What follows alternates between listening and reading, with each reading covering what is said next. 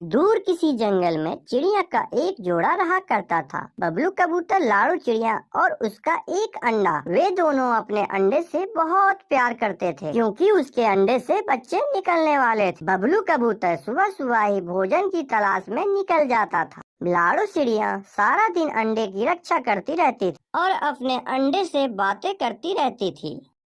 अगर इस अंडे से बेटा निकला तो इसका नाम कुकू रखूंगी, और अगर बेटी निकली तो इसका नाम गुड़िया रखूंगी। मैं अपने बच्चों की हर खुशी पूरी करूंगी और अच्छे से अच्छे भोजन लाकर दूंगी अपने बच्चों को। लाड़ू चिड़िया बैठे बैठे ऐसे बातें कर रही थी, तभी उन्हें एक आहट सुनाई देती है। फिर लाड़ू चिड़िया अपने घोंसले में छुप जाती है।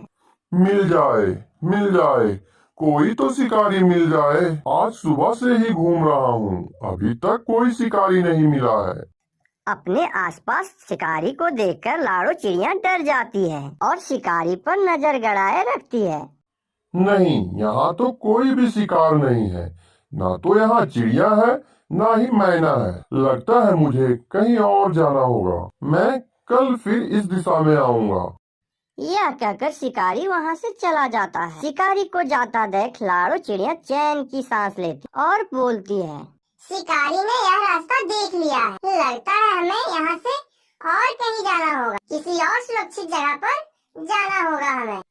उधर बबलू कबूतर को भी भोजन मिल जाता है और बबलू भोजन लेकर घोंसले की ओर रवाना हो जाता है। और इधर लाड़ो बेसब्री से बबलू का इंतजार कर रही होती। जैसे ही बबलू घोंसले में आता है तो लाड़ो बबलू को सारे बातें बताने लगती है। वो शिकारी यहाँ तक पहुँच गया था। वो तो अच्छा हुआ कि मैंने उसे देख लिया और मैं छुपकर बैठ गई, वरना ना जाने आज क्या हो जाता। वो फिर से लौट कर आएगा। इससे पहले वो शिकारी आए कि हमें कोई दूसरा घोंसला बना लेना चाहिए। क्यों ना हम अपना घोंसला नदी के उस पार बना ले। हाँ लाडो, तुम ठीक कह रही हो। हमें वहाँ पर पानी भी आसानी से मिल जाएगा और वो जगह भी सुरक्षित है। मैं आज वहाँ जाकर घोंसला बनाने का काम शुरू करता हूँ। हाँ, मैं भी आपके साथ चलती हूँ। दोनों मिलकर घोंसला जल्दी बना लेंगे। लाडो, मगर हमारा अंडा भी तो है, इसका देखभाल कौन करेगा? हम अपना अंडा यहीं छोड़कर जाते हैं और फिर नया घोंसला बनाकर इस अंडे को यहाँ से ले जाएंगे। फिर वे दोनों पति पत्नी वैसा ही करते हैं। नदी के उस पार जाकर घोंसला बनाना शुरू कर देते हैं। इधर एक कौवा और कौवी चिड़िया के पुराने घोंसले के पास आकर बैठ जाते हैं। फिर कौवी कौवा से कहती है, कालू जी, वो देखो सामने घोंसले में किसी पंछी का अंडा पड़ा हुआ है। हाँ गौरी, शायद लगता है कोई पंछी इस अंडे को छोड़कर चली गई है। चलो इस अंडे को उठाकर अपने घोंसले में ले जाते हैं। कल मेरे मामा जी आएंगे तो हम उसे अंडा पीने के लिए दे देंगे। मेरे मामा जी अंडा पीना बहुत पसंद करते हैं। नहीं जी, ये अंडा मेरी माँ पी लेगी। कल मेरी माँ भी आने वाली है। अगर ये अंडा पी लेगी तो उनको थोड़ी सी ताकत आ जाएगी। यह कहकर कालू लाड़ो चिड़िया के अंडे उठाकर चला जाता है। बबलू और लाड़ो भी इधर अपना घोंसला तैयार कर लेते हैं और फिर लाड़ो बोलती है, सुनो जी, बाकी का काम आप कर लीजिए। मैं अंडे के पास जाती हूँ और अंडे लेकर आती हूँ।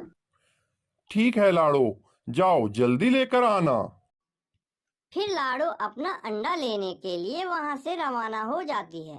पुराने घोंसले में आकर देखती है कि उसका अंडा नहीं है और लाड़ो बोलती है, मेरा अंडा कहाँ चला गया?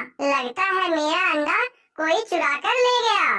मैंने अपने अंडे की सुरक्षा के लिए ही तो नया घोंसला बनाया है, मगर मेरे अंडे को कोई चुरा कर ले गया। लाड़ो चिड़िया अपने घोंसले में अंडा ना पाकर बहुत रोती है और रोते हुए बबलू के पास चली जाती है। बबलू के पास पहुंचकर लाड़ो रोते रोते बोलती है, हम लुट गए, हम बर्बाद हो गए। किसी जालिम ने हमारा अंडा चुरा कर ले गया है। पुराने घोंसले में अंडा नहीं है।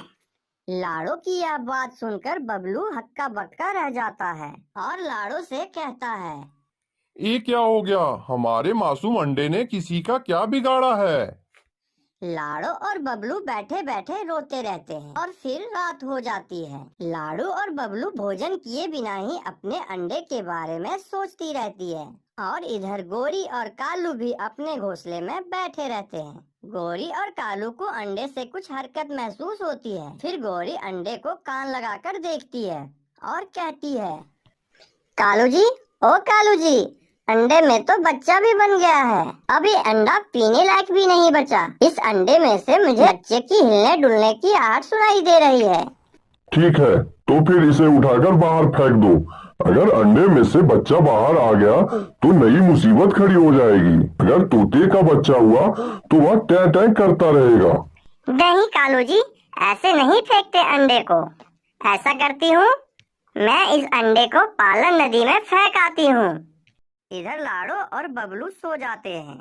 फिर सुबह होने पर बबलू चिड़िया लाड़ो से बोलता है, लाड़ो, तुम हौसला रखो, ऊपर वाला हमें फिर से अंडा देगा। अगर इस तरह तुम रोती रहोगी तो बीमार हो जाओगी।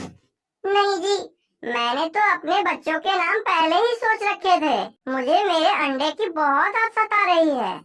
सुनो लाड़ो, मैं भोजन लेने के लिए जाता हूँ। हमें एक दूसरे की सहयोग से ये गम भूलना होगा।